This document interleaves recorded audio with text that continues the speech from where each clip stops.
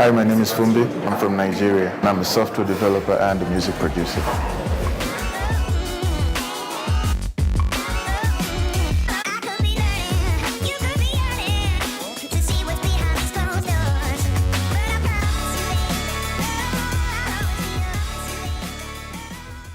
I've been able to discover other things along the way, but primarily I got into programming for games.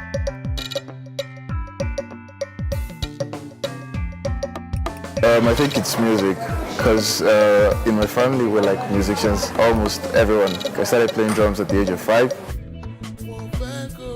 It's inspiration based for music, because I could wake up at 12 a.m. and I have an idea and then I just start messing around with it. It's not like I have to create a schedule, like, okay, this is how I'm going to do the music and this is how I'm going to do the game.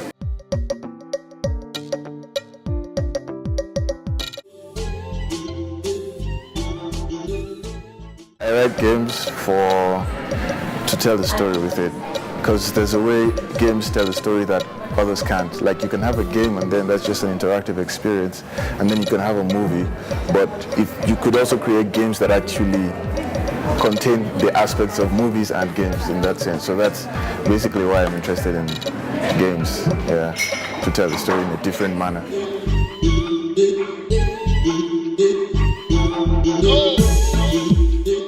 Concerning where we are in Africa, I think we're still far behind, because most guys are looking at hyper-casual games and how they can be the next Candy Crush and all that, but it's really more than that. So I think if folks can start looking at how they could do creative and innovative stuff with games, we would go really far. But for now, we're still beginning.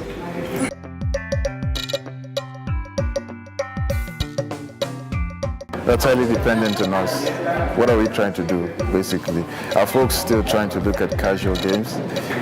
If so, then I mean we don't really have a future, let's be honest. But if folks are trying to look at more innovative avenues for expressing this game art and more passion, and then they're given a platform actually to be able to do that, I think gaming can do really well in Africa.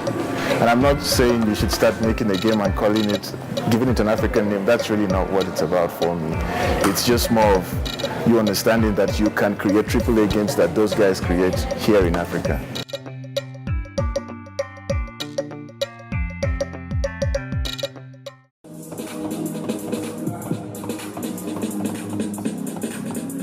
It really depends on the people, so to say. So what direction are they going with music? Are they going to AI in terms of technology, or are they going to how to simulate more realistic or more cinematic or stereo surround type of sound? It depends on the technology, but I think there are many possibilities and it could be a good thing.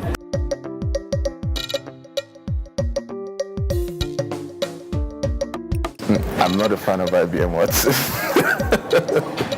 It's not like I hate it. I mean, the idea is cool, but really, for me, it takes away the aspect of what music is essentially supposed to be, which is a human expression that is able to make you feel something. You get what I'm saying? So if I have I use an example of rock music. Low-key, you start feeling that vibe without even actually trying to feel it. So music in its own way has a way of making you feel what the writer is trying to bring out. So having artificial intelligence just program or get some words that you're supposed to use and all that doesn't make it real for me, and I'm all about that real stuff. At the end of the day, music it stimulates feelings for people, and those feelings can be used as a force for good. So I mean, if you have the right kind of music, it can actually provoke you to make the right decisions, but you really don't know that the music is actually what is provoking you to make those decisions. So I think music is a very powerful instrument in that way.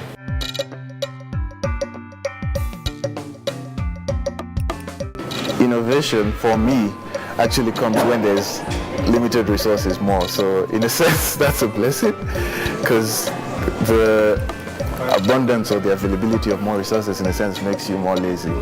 And I really think the mind is where it's at. So if you're able to use your mind creatively, you're able to come up with amazing things without necessarily having all that gear. I think it's a good thing in the sense that it's spreading culture, so to say. And what I mean by that is now we have access to not just the white noise music.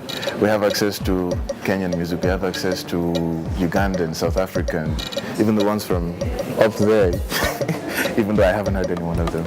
But I mean, the point is, now we as Africans are beginning to interact with each other's culture without necessarily having to be there physically, and that's a good thing in that right.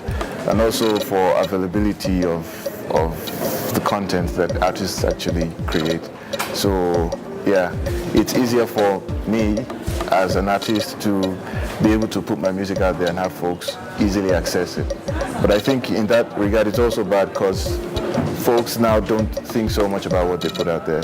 They just put anything because now it's really easy. You can do that with a click, so you're done. So folks don't really sit down and think about what they're trying to push out to the world. So in that regard, that's a con, but otherwise it's really good. You should always look at creativity over the business side of things. For me. Yeah, so I'm not someone who would like to streamline my music so that I can make commercial sales in that sense, and I think that's a good thing. So if I was to give an advice to someone, I'd tell them that.